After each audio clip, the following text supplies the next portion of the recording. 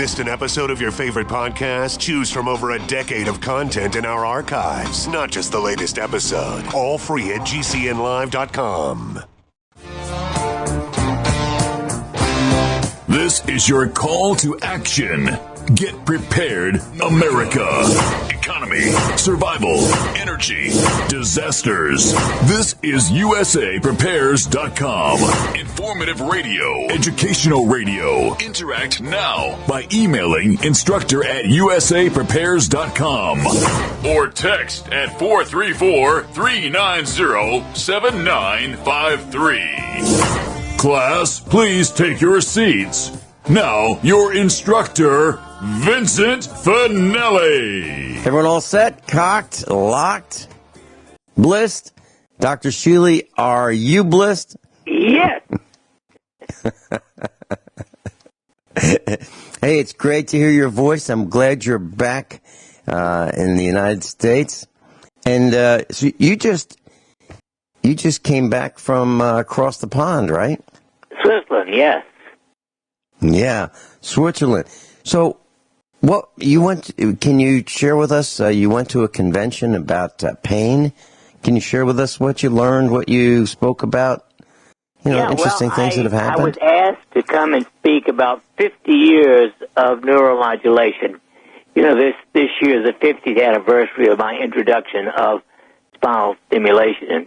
And interestingly, it is still being used much more now than ever all around the world. And that was really the beginning of modern pain management. Mm-hmm. Mm-hmm. Now, there were a number of speakers. There were 4 from the United States. I thought the most innovative was a physician from Alaska who does lots of, quote, cryotherapy. But what she means by cryotherapy, you put a probe into a nerve that you want to destroy and it actually freezes it. Instead of, we used heat way back to destroy, but now they're using cold. Mm-hmm. Now, I've heard of using vodka. Literally, Dr. Shealy. I know a woman who had cancer, and she was in incredible pain, and they injected her nerves where this pain was with vodka. Literally. Well, that's pure alcohol, and actually we have used alcohol for many decades also. I used to use phenol, which is a type of alcohol, to destroy the nerve to the facet joints. Mm-hmm. Mm-hmm. And Dr. Shealy, when we destroy the nerves that tell us that there's pain, when we experience pain, is that a good thing? I mean, to not feel the pain, but the cause is still there? I'm trying to understand. Is it better to... In certain situations, like for the facet joints, if the facet joints are already diseased, that is damaged from something, and interestingly, those particular nerves have no known benefit other than to give you feedback from the joint. In other words, by destroying the facet joint nerve, you're not damaging any sensation, any muscle power, and I probably did over 1,200 of those throughout my life. I introduced that back in the early 70s. Dr. Shealy, what is pain? What actually is it? Well, we know what it feels like, but what is it? Pain is an indication of irritation to some structure. Now, it can be muscle, it can be nerve, it can be any organ in the body. Pain is an indication that particular part that's hurting is not happy. It's irritated one way or another. Okay. I was talking with one of our dear friends, and one of their relatives has something called triple-negative breast cancer. And it's... Let me just read what one of these websites says. And it says, these subtypes of breast cancer are generally diagnosed upon the presence or lack of 3 receptors known to fuel most breast cancers: estrogen receptors, progesterone receptors, and human epidermal growth factor receptors. The most successful treatment for breast cancer targets these receptors. Unfortunately, none of these receptors are found in women with triple-negative breast cancer. In other words, a triple-negative breast cancer diagnosis means that the offending tumor is estrogen receptor negative, progesterone receptor negative, and HER2 negative, thus giving the rise to the name triple-negative breast cancer. On the positive note, this type of breast cancer is typically responsive to chemotherapy. Because of its triple-negative status, however, triple-negative tumors generally do not respond to receptor-targeted treatments. Depending on the stage of its diagnosis, triple-negative breast cancer can be particularly aggressive and more likely to recur than other subtypes of breast cancer. And that's what it says in the first 2 paragraphs of Understanding Triple-Negative Breast Cancer by the TNBCFoundation.org website. So, Dr. Shealy, here's a question I have, and this is a question that many of our class may have when they get to this point with someone whom they know or someone in their family or maybe even themselves. The question is, this lady that I know, middle-aged, is being treated with a experimental therapy. And the treatment involves certifying that she is not eating any foods outside of what you might get at a supermarket. Now, what I'm saying is she might want to have spirulina or greens or some other things, or may want to try hemp oil or colloidal silver, or she can't do it. She has to certify that she's not doing any of these other types of therapies. So there are many questions that I have around this particular person's situation. Number one, do you get better care when you agree to these experimental therapies? That's one question. Well, the question is, do you get better care when you do experimental treatment? And yeah, that's what I mean. Mm-hmm. I'm honestly, in general, as anybody who's ever heard me speak knows, there is no circumstance under which I would have any chemotherapy for any type of cancer, period. Mm-hmm. End of report. Mm-hmm. I think they're all poison. The average, supposedly, the average increase in life expectancy with the use of chemotherapy is 4 months. That's after often months of torture with chemotherapy. So there's no way I would try chemotherapy, period. Okay. So when a person signs up for this, do they know that they're getting the actual experimental treatment or therapy? Or could they be just getting the placebo and giving them maybe a false hope? Yep. Is that possible? In general, there are, so-called crossover double-blind and all that kind of studies, which means you may have a 50% chance of getting nothing. Mm-hmm. So that might be safer than the drug, of course. Yeah. Well, here's the dilemma. When a person, and I'm hypothesizing that when a person is offered a treatment like this that is experimental, and I'm sure they're told, well, we don't know if it's going to work, but it might work, then there's some hope. Okay?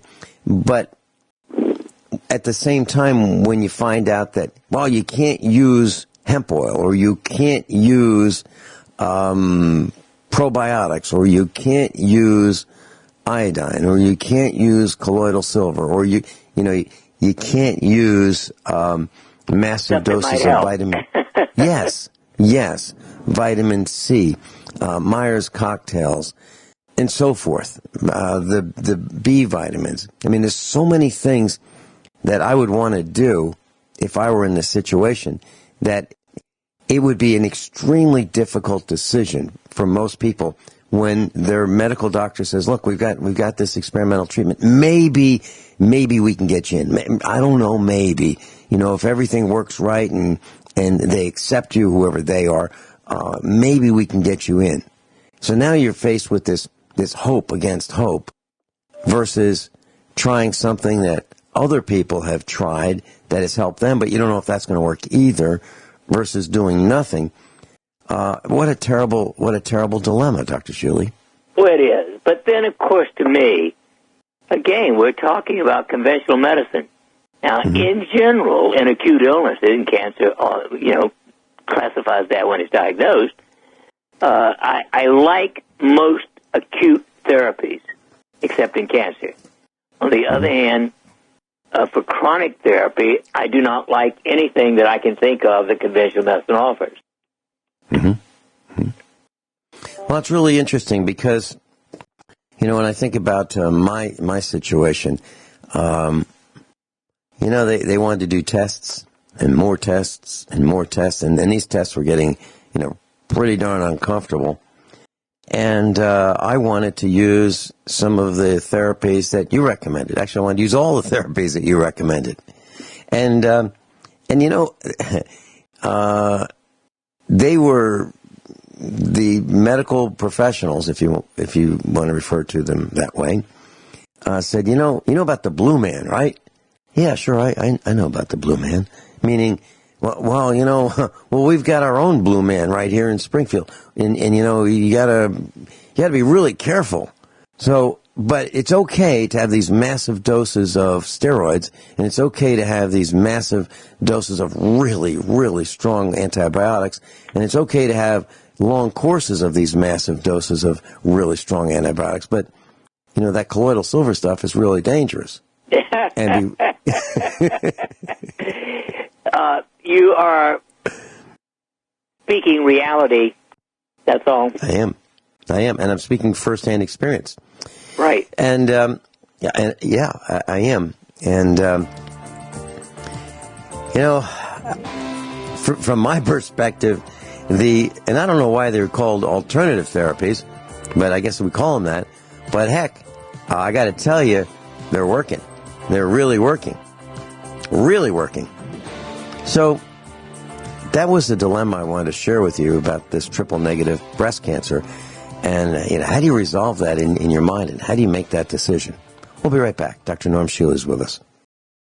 Class, Dr. Norman Shealy is with us. If you'd like to go to his website, normshealy.com, NORMSHEALY.com. And there you can peruse the optimal health information. And you can sign up for the same newsletter that I get multiple times per week, normshealy.com. Dr. Shealy, I was on the phone with one of our instructors, and she was telling me that a family member, a very young family member, has just been diagnosed with type 1 diabetes, a child. What is the outlook for someone who is diagnosed with type 1 diabetes? What is their life? How is their life going to change, and what do they need to pay attention to?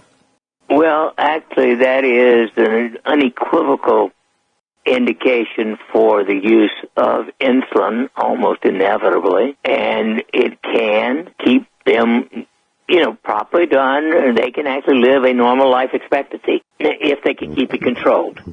Mm-hmm. Okay, and so what if they can't keep it controlled? What are the risks? What if they don't have let's say they use too little insulin, and they decide, you know what, I'm supposed to take 1 unit, I'll take a half a unit. What happens? They're going to go in and out of the hospital with severe problems, going all the way up to coma. It really does. That is an absolute, unequivocal indication for lifelong therapy. Now, it is occasionally possible to bring it under control with extreme dietary and other approaches, but that's rare. Okay. Well, Dr. Shealy, I'm looking forward to seeing you in the next few days here at the farmhouse. And I got to tell you, There are going to be a whole bunch of interested instructors, and I'll bet you they're going to have a lot of medical questions and discussions with you about all kinds of things that are happening. And I'm noticing that just about every family I talk with today has got someone who has either just died, someone who is dying, someone who's got a serious life-threatening disease. It's unbelievable. It's every family, Dr. Shealy. Every family. And I don't ever remember it being like this. Well, it is a sign of the times, isn't it? Yes, it is. And would you say that I just haven't been paying attention, over the years, or would you say that what I'm seeing is really people are getting sicker at an increasing rate? I think we can say that toxicity is catching up. Yeah. The world is extremely toxic. Mm-hmm. Poison. I just saw an article yesterday, and this was from the Independent News in the United Kingdom. And here's the headline. Russian radioactivity recorded at 986 times higher than usual as toxic cloud sparks nuclear accident rumors. Russian officials had previously denied any knowledge of a nuclear accident, but now the country's meteorological service admits finding traces of an isotope produced by splitting atoms in a reactor. So now we're finding out that, there's this radioactive cloud. It's over Russia, and it's moving. And is it going to affect us? Well, probably. And the isotope that was found is Ru-106, when it was found between September 25th and October 1st. That means, are you being poisoned? Yeah. And I think the answer is yeah, absolutely, for sure. So the isotope was found in Tatarstan in southern Russia and has reached all European countries, starting in Italy and toward north of Europe from 29th of September. The service that found this did not specify where the pollution originated, but the concentration of 986 times background level was found in a village close to the Russian border with Kazakhstan, around 20 miles from the Mayak nuclear facility. And there was an explosion at that facility in 1957, and at least 272,000 people were exposed to dangerous levels of radiation. And this particular facility serves as a reprocessing site for nuclear fuels. Class, I'm looking at a map of the United States at NETC.com, Nuclear Emergency Tracking Center. And it shows... I got disconnected. Okay, great. Dr. Shealy, I'm looking at a map of the United States at the Nuclear Emergency Tracking Center to look at radioactive measurements across the country. And it shows RADCON 1, RADCON 2, RADCON 3, RADCON 4, and RADCON 5 level measurements. And there are 3 RADCON 4 level alerts, if you will. We'll call it an elevated measurement, and they're in California, Florida, and Maine. But there are a lot of RADCON 3, which is considered an elevated measurement. And where are they? Well, let me tell you. I'm looking at the map right now of the United States. Maine, Massachusetts. These are the elevated measurements. New York, like New York City.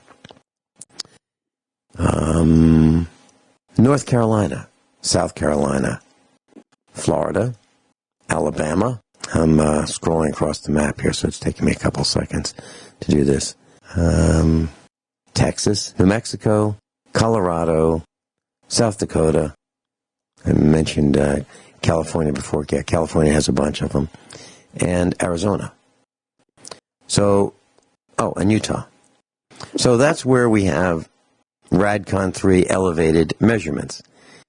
Now, it doesn't seem all that much different from what we might typically see, a little higher than normal, a little higher than normal. But I'm concerned about the radioactivity from Russia and radioactivity from all over. So the question, Dr. Shealy, is what do we do?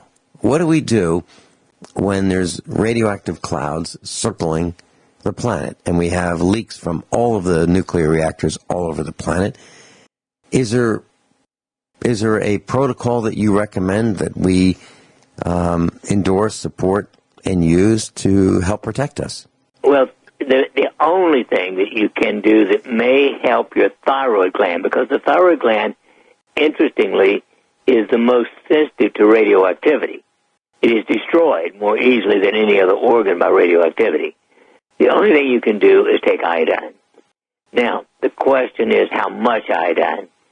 Well, it depends on what's going on in your life, but personally, I would take 1 iodoral every day. That's 12.5 milligrams, at least until the so-called threat is more or less past. I want to point out, by the way, that there is even a 1 did not exist before the 1940s. And what was this that did not exist before the 1940s? Any measurable level of radioactivity. Oh, mm-hmm. Okay. Mm-hmm. Mm-hmm. Now, when you say iodoral, how does that compare to a drop of iodine, liquid iodine? Is there a conversion? Well, if it's that clear liquid iodine, that's 75 micrograms. And so, you would need a whole bunch. I mean, 20 micrograms is only 1.5 milligrams. Mm-hmm. And 1 iodoral is 12.5 milligrams. Okay. What about the reddish-brown iodine? Is there a difference between the iodine that we would put on a wound versus the iodine we might consume orally? Well, that's if you put on a wound. The main difference is alcohol. It is dissolved, if you will, in alcohol, and you wouldn't want to drink it. Okay. I don't know what other abnormalities might be in the brown stuff. Okay.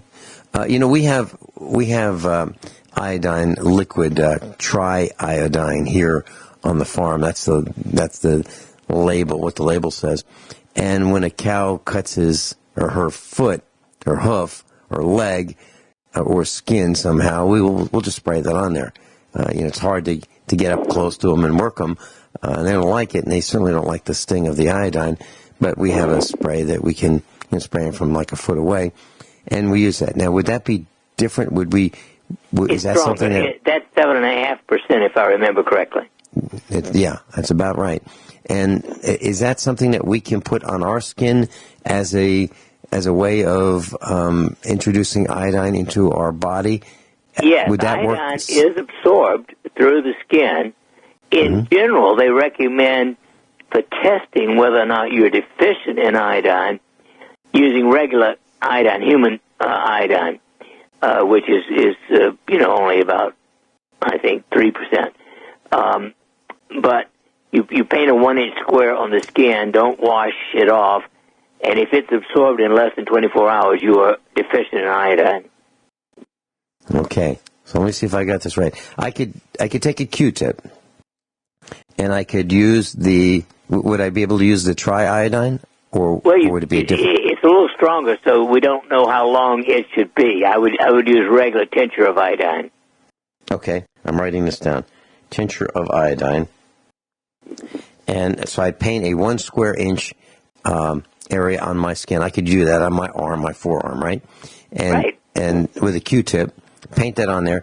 And if it's gone, if I don't wash it, if it's gone in 24 hours, I am deficient in iodine?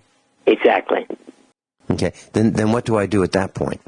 Well, then you should be taking, I think, a minimum of 1.5 milligrams a day of iodine orally. Okay. Is iodine something that can build up in your body? Do we develop a toxicity over time if we were to take the iodine? In general, of course, to me, I've taken, iodoral for 12 years, I think, by now. Mm-hmm. And I recommend for most people that they build up slowly over a period of months to one a day, and that keeps you protected all the time from Are there any... at least your thyroid protected from radioactivity. Are there any downsides to consuming iodine orally? Well, if you get too much, too rapidly, it actually blocks the thyroid from taking up and functioning properly. So it can cause hypo or underactive thyroid. Okay. And what happens if you have an underactive thyroid? What would the symptoms of that be? Well, the most common would be fatigue and loss of hair. Okay. But for us men, I'm not sure you can tell. So taking too much iodine can cause you to lose your hair? Yeah. Okay. Or too little. I mean, it's interesting because it's a peculiar, contrary appearance. Too little or too much. All right. So, and so how do we get tested if we want to know? Well, there is the only available test that's easy is the thyroid panel, which is a free TSH and a free T3 and a free T4. Now, the problem with that lab test is neither the lab that's run for those, the lab that's run for those could not distinguish between fluoride attached to tyrosine and iodine attached to tyrosine. And fluoride attached to tyrosine does not make the active thyroid. Do you understand? In other words, anybody living in a city drinking city water is going to get a false test of the blood levels of thyroid function. Wow. Okay. Now, is iodine important for general health as well? Life. Okay. It's important for energy as well. It actually, most of the thyroid in your body is not used in the thyroid, but in other cells to help produce energy. So you really do need thyroid. It is an essential mineral. Okay, so iodine is an essential mineral. Okay. Well, it seems like it'd be really easy to, if you could stand the taste of it, to overdose yourself on iodine, thinking, okay, 1 drop's good, 2 drops would be really good, 4 drops would be really, really good. So what do we do? What do we do, go Dr. up slowly. In general, most people will do okay if they get 1.5 milligrams of iodine daily. Okay, that is essentially equivalent to 1 iodoral a week. Okay. 1.5 milligrams of iodine daily. Very good. Right. But the nice thing about iodine is you don't excrete it and use it up overnight. So if you take 12.5 milligrams of 1 iodoral a week, you'll do just as well as taking 1.5 milligrams a day. Now, does iodine help fight disease as well? Well, yes, because it improves the immune system. There you go. Okay. Dr. Shealy and I'll be right back right after these few short commercial announcements. So, class, where else would you hear that consuming too much iodine orally can cause hair loss? So, Dr. Shealy, that hair loss from consuming too much iodine, is that reversible? Does the hair grow back if you stop taking iodine? In general, well, it depends. You've got to really get rebalanced. And interestingly, in my experience, it's much easier for women to get back to normal than it is for men. Okay. And, I see people with thinning hair as they get older, and I'm wondering, is it because of the chemicals that they're taking? For example, I looked up lisinopril, and people take that for high blood pressure, and it's a derivative of snake venom. And one of the things that it does is it can cause hair loss. And how many people are on lisinopril? I imagine a lot. And that's what I read. And you're lucky if it works in 1 out of 3 for the blood pressure. Mm-hmm. Okay. So, all right, back to that. We've talked about this before. Then what does Dr. Shealy recommend for those who have increased blood pressure? Well, the top of my list is always Kyani Nitro Extreme. The reason being, it is so simple. I mean, basically, it's 15 and a maximum of 30 drops twice a day. And it works in 70% of people and has other benefits as well, like increased energy. Okay. Kyani Nitro Extreme. In class, you can go to Dr. Shealy's website and learn more about that. Kyani Nitro, NITROXTREME. Okay. So what else can we do? I like to eat red beets. Is that something that's red beets may help, but interestingly, after age 50, it doesn't work nearly as well as it does before. Okay. How about garlic? We have trouble converting it into nitrous oxide. Okay. How about garlic? Raw garlic. There's some evidence that it helps. Personally, although I love the taste of garlic, I can't eat, especially raw garlic. It causes too much rumbling in my gut. Okay. Is there anything else that you would recommend for someone who would like to avoid taking the pharmacomafia chemicals? Well, there's a 90% chance of controlling your blood pressure by taking four of Dr. Shealy's youth formula a day, plus 2 of Dr. Shealy's essentials a day, plus taurine, 6,000 milligrams a day. That combination works in 90% of people, and again, is quite safe. Well, I do it. I take 6 of Dr. Shealy's youth formula. Class, that is vitamin C plus MSM. And I've been taking them for quite a while. And, Dr. Shealy, I don't know if it is an image I have in my mind, but I don't think I would feel as well if I stopped taking Dr. Shealy's youth formula. And I'm very serious about why? that. Because you would drop your DHEA, dehydroepiandrosterone level. One of its greatest benefits is it helps you make DHEA. Okay. Well, Dr. Shealy, and let me just share this with our class.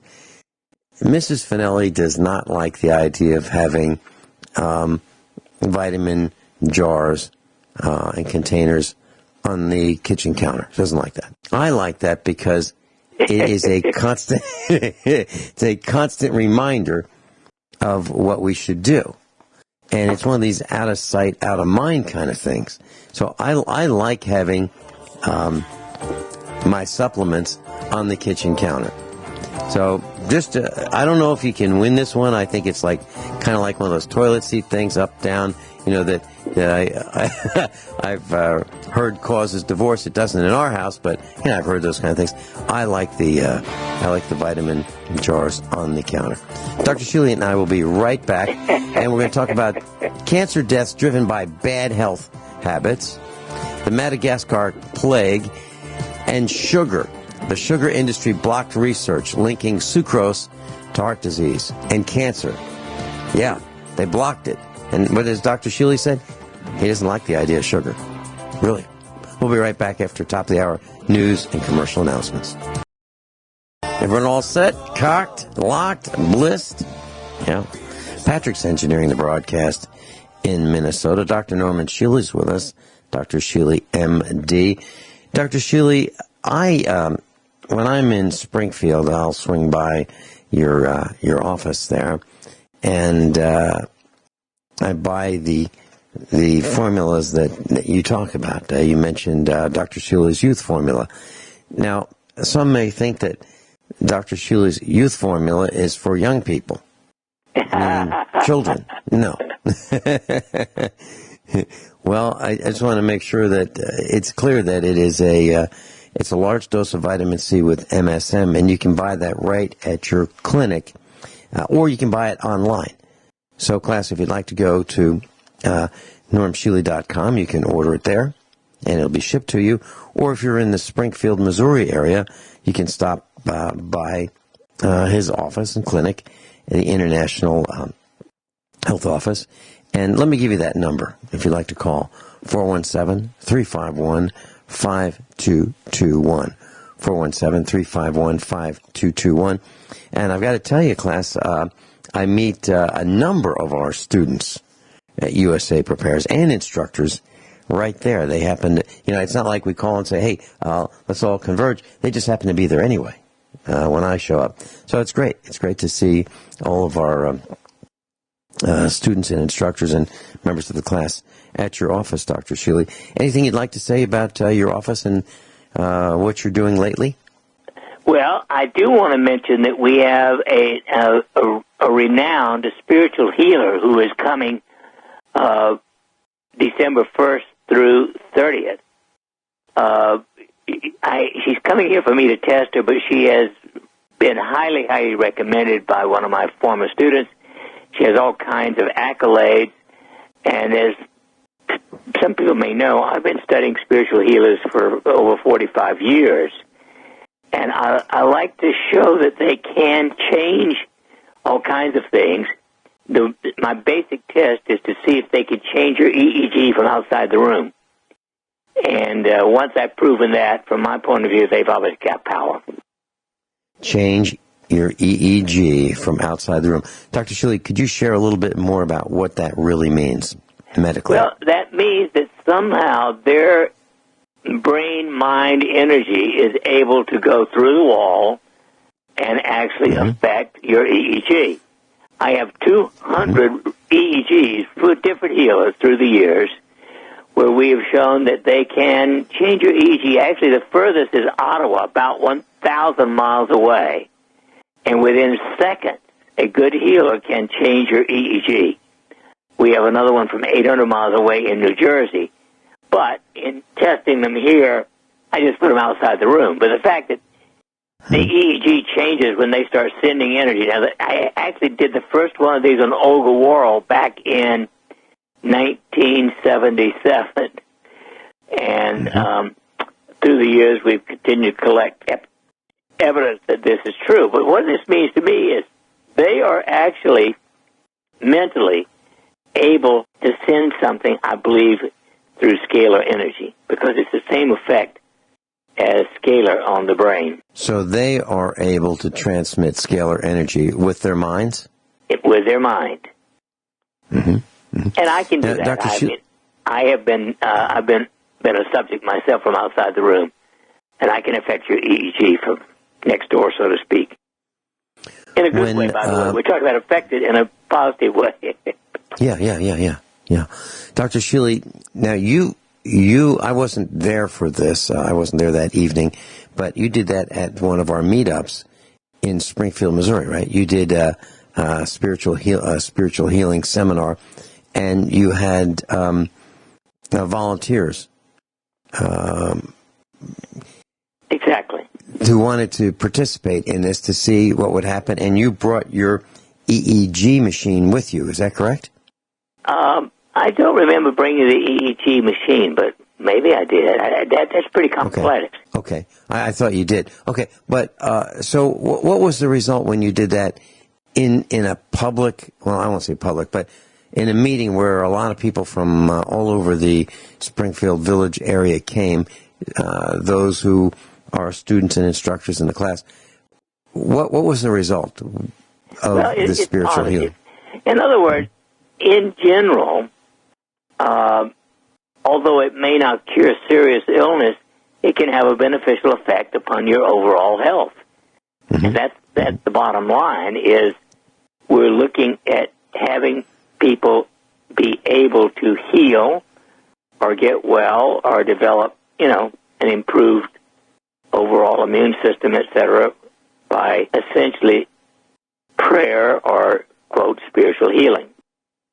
Dr. Shealy, over the years, over my 65 years of watching things and paying attention, I've noticed that there are some medical professionals who have what I would call, and what has been called, a great bedside manner. positive thinking, positive conversations, rather than being abrupt, coarse, negative. The people that I'm talking about have the opposite of that. They're really encouraging. Is that like a trait of a spiritual healer? Yes. I think that's the same thing. So these people whom I've noticed in the past with great bedside manner would be displaying the traits, and maybe they might even be spiritual healers? Yes. Interesting. Fascinating. Okay, because I've seen this. I've seen this over and over again, and I don't want to be around those in the medical profession who don't have that. And I've been... Yes, I'm totally with you. And I've been complimenting for as long as I can remember, in different ways of complimenting those who seem to exhibit this trait, or this series of traits. And I'll say, wow, that was a wonderful experience. Nurse, you have a wonderful bedside manner. Dentist, you have a wonderful, and I would use the word bedside manner because I don't know what the other word would be, or the other phrase. Chair side manner, drill side manner, whatever you want to call it. There are those who have that, and the experience is so much better than those who don't have that. Now, is this something that is learned, or is this something that is congenital? Where does this come from, Dr. Shealy? I think it actually comes from the person's personality. I think you're born with it. Mm-hmm. Okay. Well, I have experienced it, and it seems so much better. I'm looking forward to meeting this lady that you're talking about. I really am. And I have a feeling that that's going to be... you will be having dinner with her on the 30th. I'm all excited. I'm all excited about this. And maybe, if she's interested coming on the air with us, we can all of us can come on the air and together and talk about this. That'd be kind of a neat thing, Dr. Shealy, if it works out with your schedule, and hers. Okay. I'm going to click on an article. Here is something that this is an article that really bothers me, and I'd like to share with you why. This was on the dailymail.co.uk. Cheerleader 18 is killed by a driver 31 who smashed into her car when he took his eyes off the road to breathe into court-ordered device that prevents drunk driving. Now, there are these devices that, let's say, a person is suspected of driving while inebriated or driving under the influence of alcohol. And if that person goes to court and the judge may order, okay, we're going to put one of these breathalyzer devices in your vehicle, this ignition type device that will shut down the ignition system so that you can't start your car should you fail the test of blowing into this machine. And I heard of a person who had this, and I was really interested in it. So I asked if I could try it. So I got in this person's car, and what you do is you turn on the ignition switch, and then you have X number of seconds to blow into this machine. And if you do successfully, you will get an indication, a sound, a beep, that everything's good, and you can start your vehicle. Well, I couldn't do it.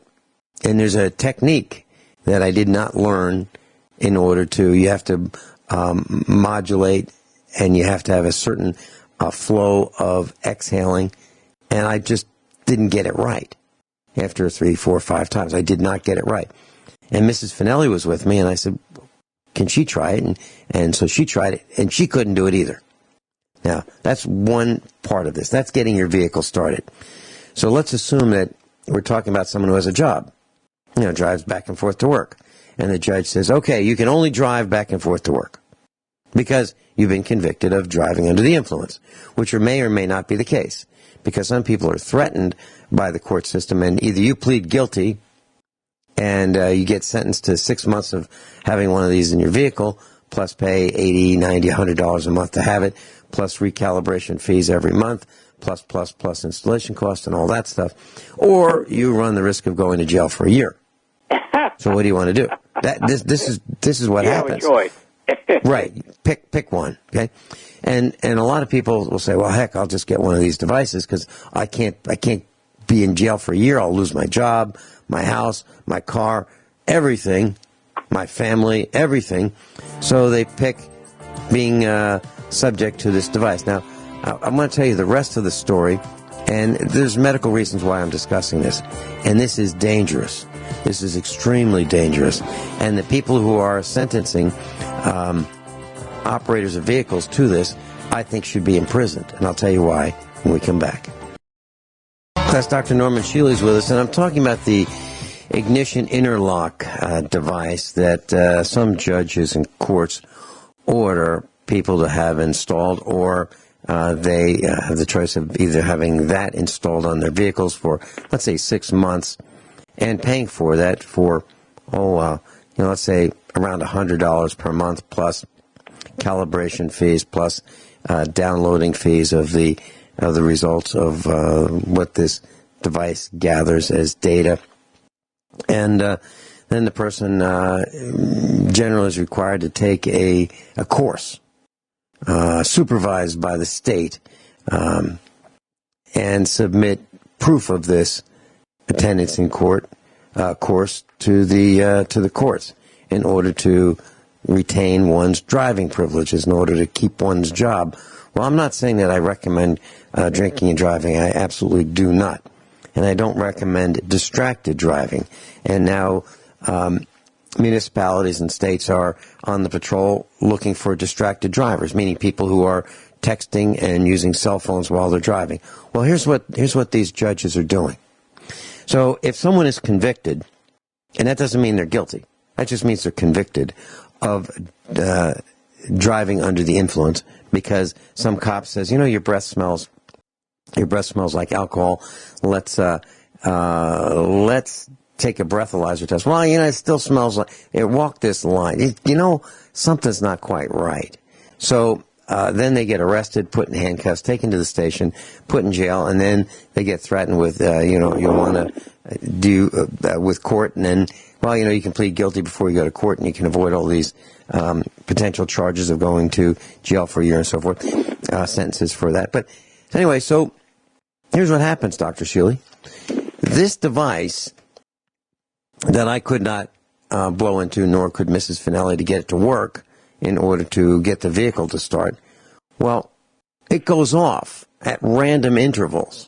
It's programmed to go off at random intervals. So what you do is, if you pass the test by blowing into this thing, and if you can't pass the test in a certain amount of time and a certain number of tries, that gets reported to this device, and it gets downloaded, and it's like, wow, you couldn't pass the test. You couldn't pass the test, so obviously you were drinking, and that gets reported to the court.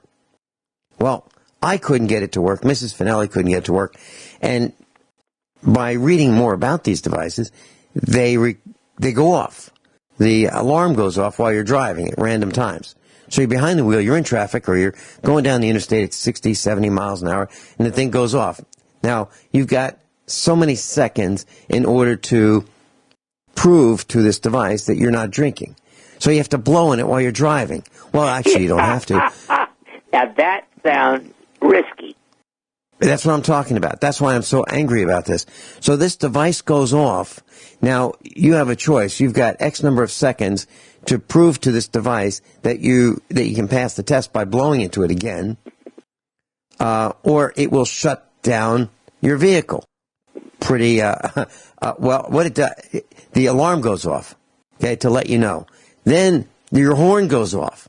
Then your lights start flashing. Now it looks like your vehicle's been stolen, right? It looks like you're driving a stolen vehicle because the lights and horn are going off as if, the theft alarm has gone off in your vehicle. Now, I'm sure some motorist, some do-gooder would look at that and go, wow, let me get on my cell phone, let me dial 911, because the car next to me in the slow lane has been stolen. Then the police come, they draw their guns, hands up, and somebody gets shot. Why? Because they've got this stupid device in their vehicle that goes off at random times while they're operating the vehicle. This is crazy. So here's what happened to this gal in Texas. She got hit by some guy whose interlock device went off, and so he puts his head down to blow into this short cord while he's operating his vehicle, crashes into the girl and kills her. Mm. So here's my question. Well, I think that is unconscionable that it would be going off and having to be tested while you're driving. It should be before you open the car, but that's enough. Well, I can tell you that this thing, there's the likelihood of this device going off within 30 minutes of operating this vehicle. I mean, you blow into it, wow, okay, it says you can start it, you go to start your vehicle, you back out of your driveway, you head to work, and you're in. Who doesn't commute 30 minutes to work? Pretty much everybody, right? Well, it's almost guaranteed to go off while you're driving. Now, these people are all around us. Why? Because it's a big money maker for the state. It's a huge money maker for the state. That's Dr. Norman Shealy's with us. NormShealy.com. NormShealy.com. Dr. Shealy is a medical doctor. And we're talking about this young lady who was driving or operating her vehicle, and she was involved in a brutal crash. What happened was a 31-year-old driver of a truck was looking down to adjust his court-ordered device that prevents drunk driving. Actually, it's this breathalyzer attached to the car's ignition system and alarm system and lights and horn. And so he was adjusting and he's looking down. He didn't see her or her vehicle, crashed into her and killed her. She was 18. So what is happening, class, is judges and courts, in their insatiable greed for revenue, are doing things to make people pay and pay and pay. So if you've been accused of driving while intoxicated, and you agree that, well, heck, it's easier to pay the $100 a month for this device, the calibration and the downloading of the data from it, and then pay for these ridiculous, idiotic classes that you have to attend about driving, court-ordered. And if you agree that to do this, because the alternative is they're threatening you with a year of jail time or more, and you're going to lose your job and your house and your family and those kind of things. So you agree to do this. These people are on the road. Now, I don't subscribe to drinking and driving. I absolutely do not. But there's got to be a better way. So the courts are ordering people to have these devices on their vehicles. They are forcing drivers to be distracted. Now, who are these drivers? Well, I guess look at through your windshield ahead of you, look to your left, look to your right, look in your rearview mirror, and they're all around you, but you just don't know it. So here are these drivers being forced to be distracted because the alarm goes off while they're traveling, and they've got to reset it. Otherwise, their lights and horn are going to go off, making you and the police and everyone else think that they're driving a stolen vehicle, and then having the cops come and with guns drawn. This is what's going on. And this poor, beautiful young lady was killed. It's an outrage. So, Dr. Shealy, here's the medical component of this long discussion. Is there a possibility? It is not medical. It is ethics. And well, that's another component. And the states are being unethical, immoral, and I would think ultimately illegal. Mm-hmm. And here's the medical question I have for you. Is it possible that someone can get pulled over by the police and the cop says, I smell something. You know, your breath smells like you've been drinking. Is it possible that a person can have a condition, a medical condition, or a medical experience or event that would make their breath smell like alcohol and actually they were not drinking? Is that possible? It is possible. Okay. It's a rare event, but apparently there's certain things, especially with people who are borderline diabetic, where they may actually produce alcohol in indigestion. Mm-hmm. That's what we're discussing, is the possibility that people who are convicted of a crime may not have committed that crime. People who are convicted of driving under the influence may not be. However, they may find that the risk versus the risk of going to jail and losing virtually everything is not worth it, and they can't fight it, so they just say, well, I wasn't drinking, but I guess I have to plead guilty because I can't go to jail. I'll lose everything. So I'll plead guilty and pay the $100 a month for 6 months. I'll be on probationary driving, and I'll only drive back and forth to work. And heck, I won't need to buy any food for 6 months, so I can't go to the store. I mean, these are the kind of things that happen to these people. And I just wanted to expose the criminality of this, Dr. Shealy. Well, let's face it, the legal system is never perfect. I heard on the news as I was driving in and out of town this morning that a man who had been falsely convicted of murder after 22 years in prison was just released. Mm-hmm. And that's one of the reasons I don't believe in the death penalty, because we know that there are people who have actually been put to death who will later prove innocent. And so the legal system is iffy. Yes. Next subject, Dr. Shealy. The sugar... let me read these headlines. This is Daily Mail. The sugar industry blocked research linking sucrose to heart disease and cancer from publication 50 years ago, a damning report reveals. The researchers at the University of California at San Francisco uncovered data showing the sugar industry hid research linking sugar to cancer in 1968. New documents show that the Sugar Association funded an animal experiment called Project 259 to evaluate sucrose's effects on cardiovascular health. But when the data showed a clear link between sucrose and poor heart health, they pulled the plug. Researchers say that this paper had been published. Had this paper been published in 1968, it would have led to scrutiny and even regulation of sugar by the Food and Drug Administration. Well, let's face it, Harvard was one of the leading people. Fred Stair at Harvard was a pimp, whore, prostitute for the sugar industry. He and I had some very foul letters back and forth between us in 1970 because he was promoting sugar as a food, and he was a pimp for the sugar industry. Mm-hmm. Mm-hmm.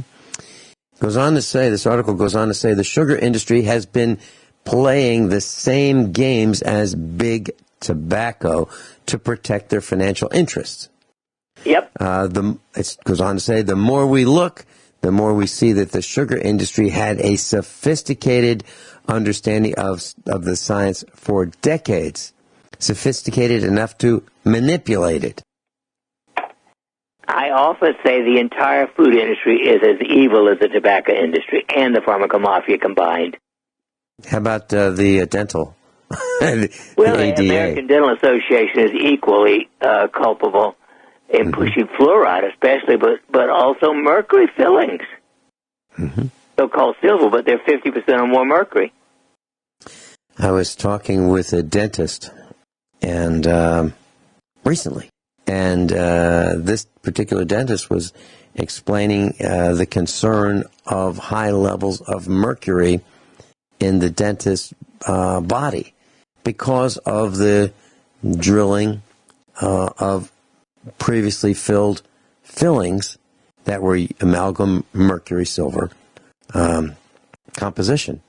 And we were talking about this, and evidently it's very difficult to avoid exposure for a dentist of mercury when it becomes airborne while they're drilling. And even though they have suction and all that kind of stuff, it still becomes airborne, and it gets inhaled, and it gets on their skin and face and hands and arms and so forth, all around the dental office there where they're drilling and filling. It's a big problem. So dentists are being poisoned by their patients who have been poisoned by previous dental practices, which have included mercury silver fillings. Wow, it's a big problem. So now the question, Dr. Shealy, is, all right, let's say a person is a dentist, or let's say a person has had mercury amalgam fillings. How does one detoxify? How do you get it out? Well, there are two ways. The easiest is Chelex, Chelex. It is an oral EDTA chelating agent. And according to Gary Gordon, a physician friend of mine for many, many years, the oral chelation is just as effective as the IV. Okay, so when someone takes this oral substance, Chelex, what happens? They consume it, and do they urinate? Yes. Then they excrete the mercury and other toxic minerals through the urine. Okay. Well, Dr. Shealy, is this something that we should all consider doing, regardless of whether we are a dentist or not? Well, the average person, even those who don't have silver mercury poison fillings, has been exposed to lead and barium. Yes. Did you know that diesel fuel contains barium of all things? That's new to me. It's a toxic mineral, and for some reason diesel fuel puts it out. So we're all exposed to it in the atmosphere. It may not be as bad as Roundup, but it's still poison. So, all right. So based on that, Dr. Shealy, who hasn't been in contact with mercury? Who hasn't been in contact with being on the highway or the byway with a diesel truck in front of us, whether it be a cement mixer or a garbage truck or a municipal bus or whatever it is, or just some guy with a diesel car like me or a diesel pickup truck? We've all been behind them. They've all been in front of us at some point in our travels.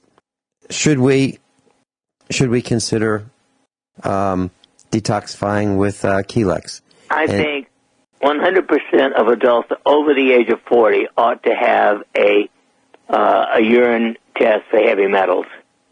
Okay. And if they're, have levels that are considered high, then they should consider Chelex. Okay. Are there any risks associated with this oral chelation or properly done? I'm told none. None reported, according to Gary Gordon. Okay. And is this an over-the-counter thing, or is this something that you need? No, it does require a prescription. Okay. And does it require supervision while this is being done, or you just get the prescription and do it yourself and everything's good? Well, my recommendation is you first get the test to show that you are toxic with heavy metals, and then you get the prescription, and maybe 6 months later you test again. Okay. When we come back, Dr. Shealy, would you tell us about conversations with G? You are right all the time. All the time.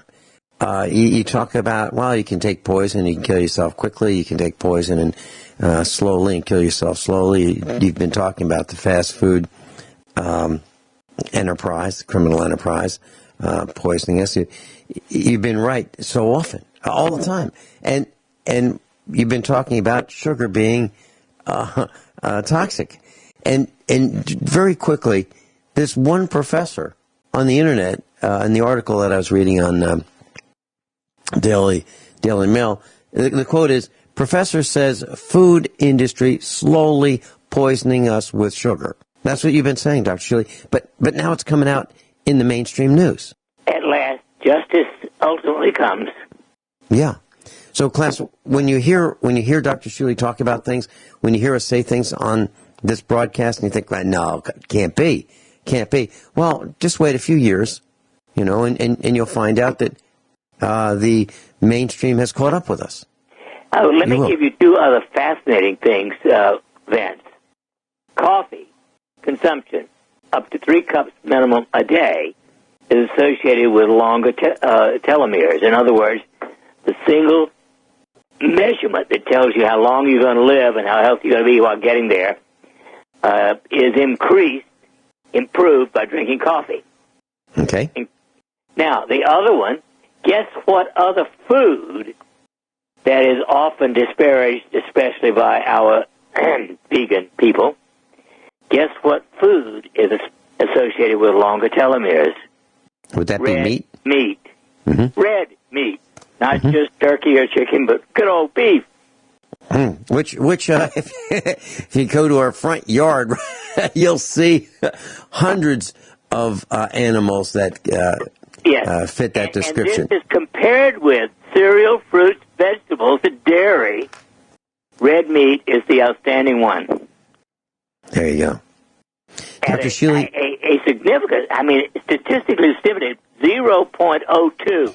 Remember, statistically significant is 0.05, but this is above just significant. It's significantly significant. Mm-hmm. Mm-hmm. I love that one. That's great. Thank you for sharing with us.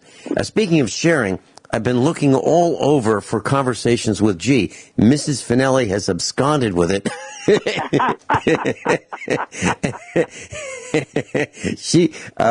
I put the book on the kitchen table and is gone. She's taken it. She's reading it. Dr. Shealy, can you share with us your latest book? Yes, this is the first time I've really published this publicly. For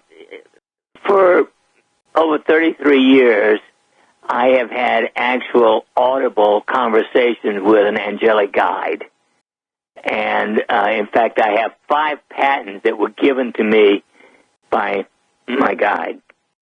But many, many discoveries, including my rings, the rings of fire, air, water, earth, and crystal. That was all given to me by the guide that I call G for Guide. And it sort of explores my relationship in general with what I consider the divine. Mm-hmm. Now, when you say guide, others might use the word God. Is that right?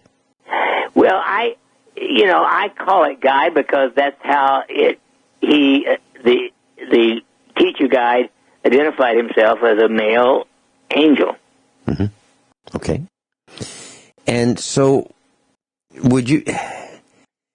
I've had these experiences where I've been guided to do things and guided not to do things. And I got to tell you, they're right. They are right. And I've had these experiences, and someday I guess we can talk about them on the air, but this is fascinating. So that's Dr. Shealy's latest book. Class, if you're interested, you can go to his website, normshealy.com, Conversations with G. That's a capital G. Dr. Shealy, thank you so much for being with us today. I look forward to seeing you very soon in person. And it'll be a lot of fun. Blessings and happy Thanksgiving, everyone. Yes, class. And above all, honesty and integrity. What happens next is up to you.